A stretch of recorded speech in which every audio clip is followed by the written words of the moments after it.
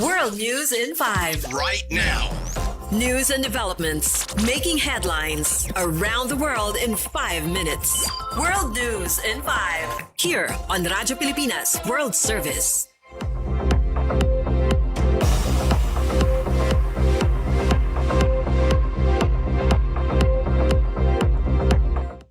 Good day to all of our listeners here on Radyo Pilipinas World Service. This is World News in 5 and I'm your host, Steph Vicente.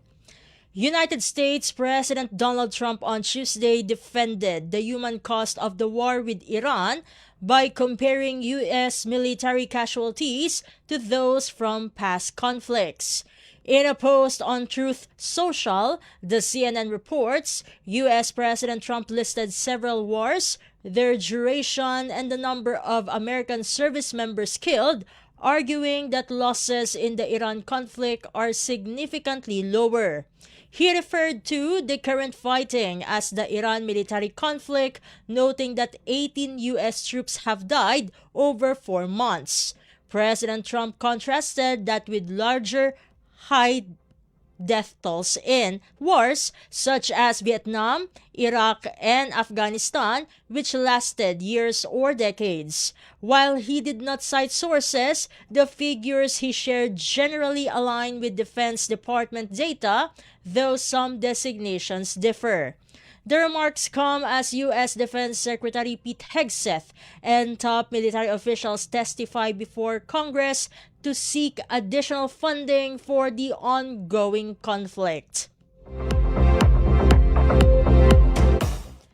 In other news overseas, Iran's Qatam Al-Anbiya Central Headquarters is warning that any U.S. strike on its nuclear facilities would be seen as a major escalation of the conflict in the region. The statement aired on state media came after President Donald Trump said the United States could soon target Iran's Pickaxe Mountain site. According to CNN, the underground facility near Natanz is believed to be used for assembling centrifuges for nuclear fuel production. Iranian military officials accused the U.S. of threatening sensitive sites and said such action would broaden the scope of the war. They added that if an attack occurs, Iran would respond by targeting U.S. interests and those of its allies. The warning highlights rising tensions as both sides signal readiness for further confrontation.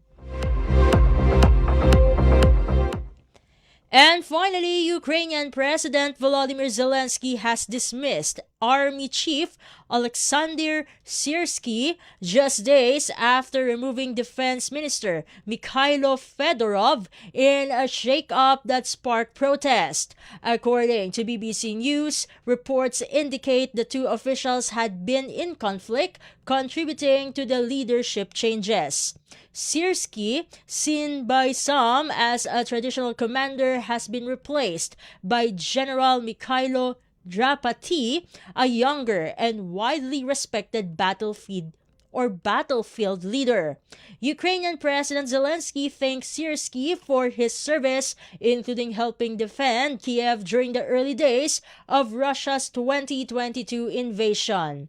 Fedorov, known for pushing reforms and anti-corruption efforts, was replaced last week by former security official Yevgeny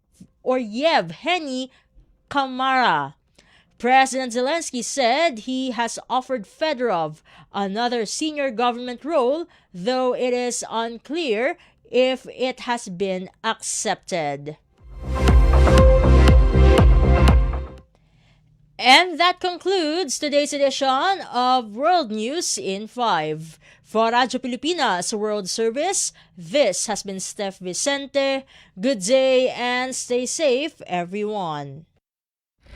World News in 5. Right now. News and developments making headlines around the world in 5 minutes.